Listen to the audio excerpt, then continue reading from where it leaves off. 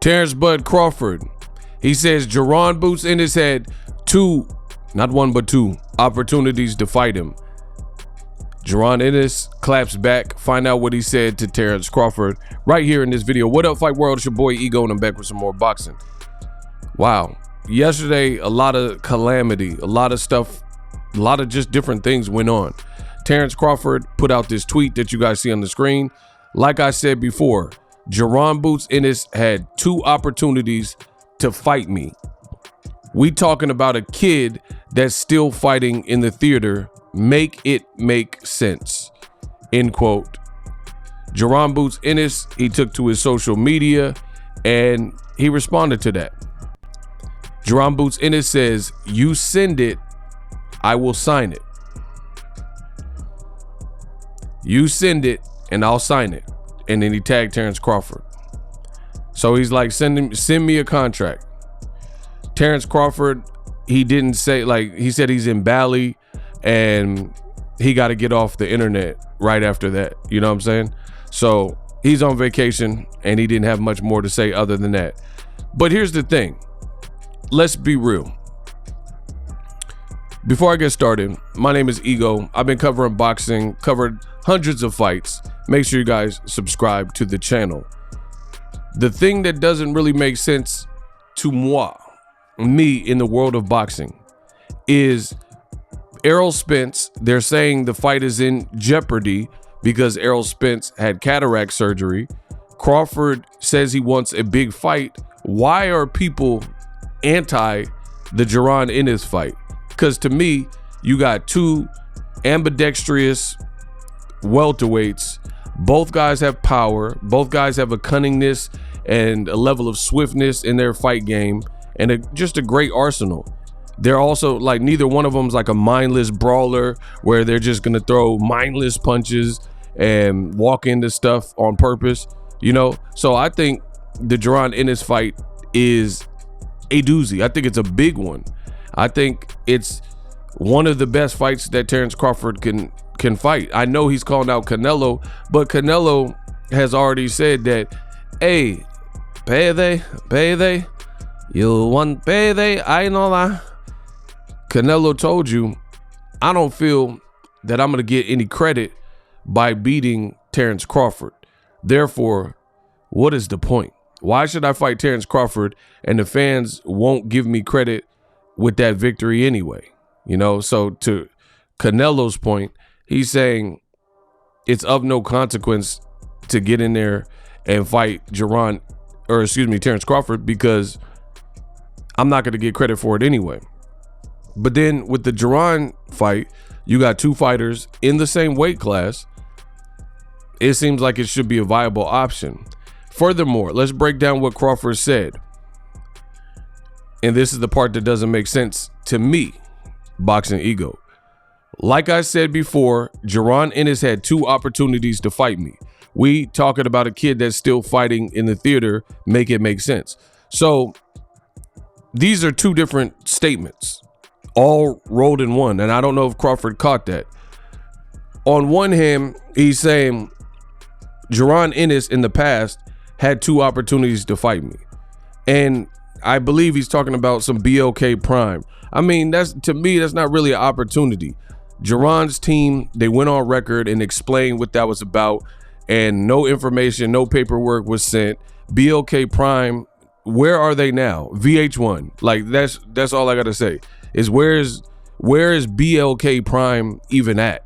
You know what I mean? So why would Jaron Ennis up and leave where he's at to go fight on an unproven network?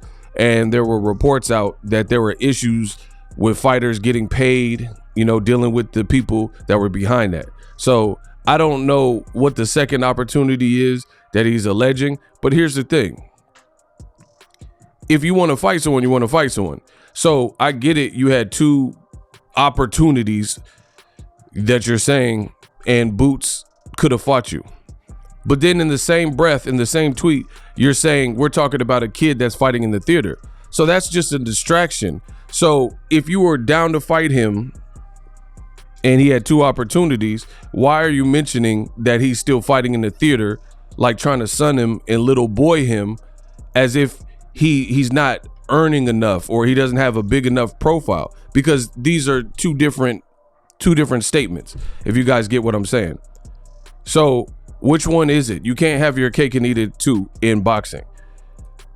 You're not gonna fight Boots because you think he's fighting in a theater, so that doesn't make sense. And then even with that, like, let's say, okay, Boots is fighting in the theater or whatever, right? He has the IBF belt.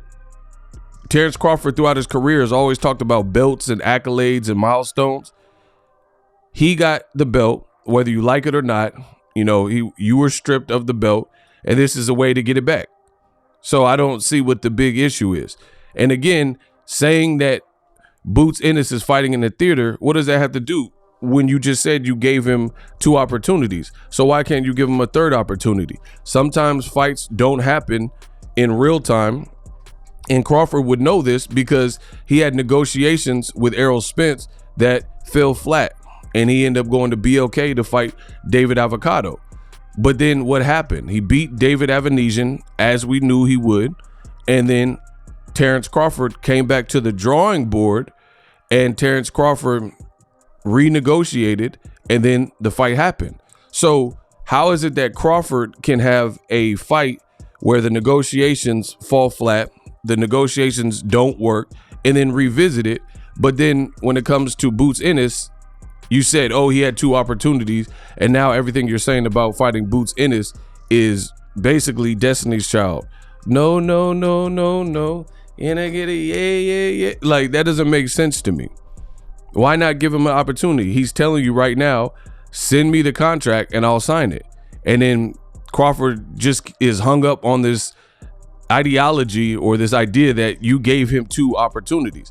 It makes more sense now because Crawford has worked with PBC now. Jaron Boots Ennis has been on PBC cards.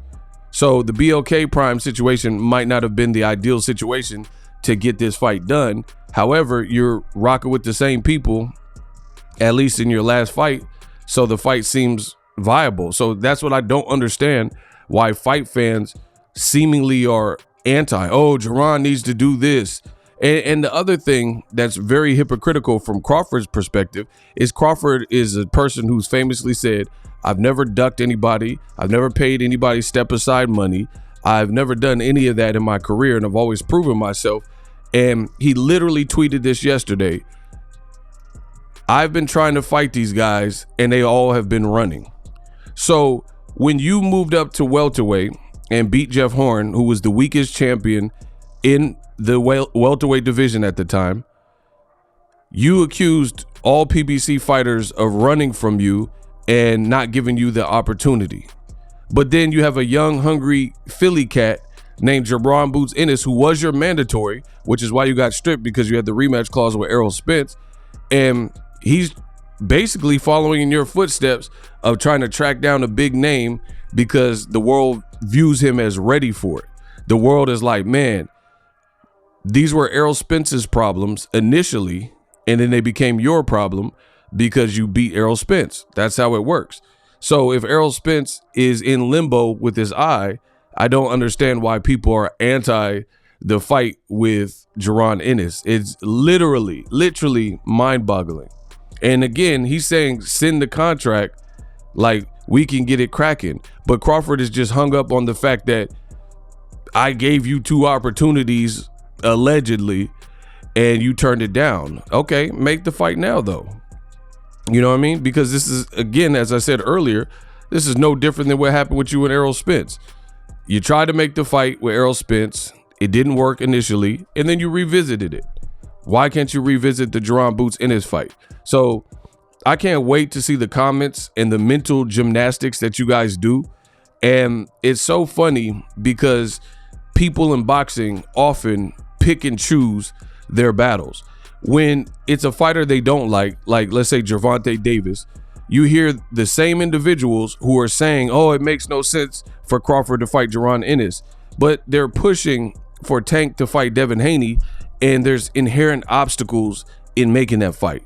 Namely, Devin Haney was working with Eddie Hearn, sides of the street. Devin Haney's not with PBC, yada, yada, yada. But then in a situation where Two guys are in the same weight class. Two guys in their last fights worked with the same people and fought on the same network, Showtime, which, now it'll be a new network since Showtime got out of the business. I get that. But you guys are working with the same people.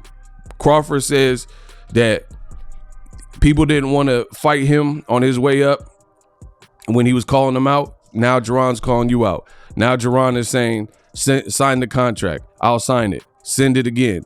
He's trying to call your bluff. And Crawford keeps focusing in on, man, y'all said the same thing with Errol Spence. You beat Errol Spence. We're giving you props for that. I have Crawford rated as #1 pound for pound. Nobody's taking away from Errol Spence. So it's like, it almost like a deflection tactic from Terrence Crawford when it comes to Jaron Boots Ennis, the conversation. You were mad that people weren't giving you an opportunity in the welterweight division. And again, there was inherent issues because Terrence Crawford was with Top Rank. But then there's seemingly no real issues other than the fighters. Why wouldn't Amazon Prime or whoever PBC is working with, right? Why wouldn't they want to fight like Jaron Ennis? I mean, as fans, why wouldn't you want that fight? So it's almost like a no-brainer. And you have Crawford, who seemingly is like ruling this fight out, and this guy has your old belt. And he didn't want to get it in that fashion by email or whatever people are saying, but that's how it played out because you had the rematch with Errol Spence, and he's been waiting for his opportunity with Errol Spence or any big name. So I'm not really understanding it. Hopefully you guys can make it make sense to Boxing Ego in the comment section. But at the end of the day, I'm the best in the business, and it's not even close. And I know you can't make that make sense. Why is Crawford so hung up on these two past occurrences where he allegedly gave Jaron opportunities as opposed to just making the fight here and now?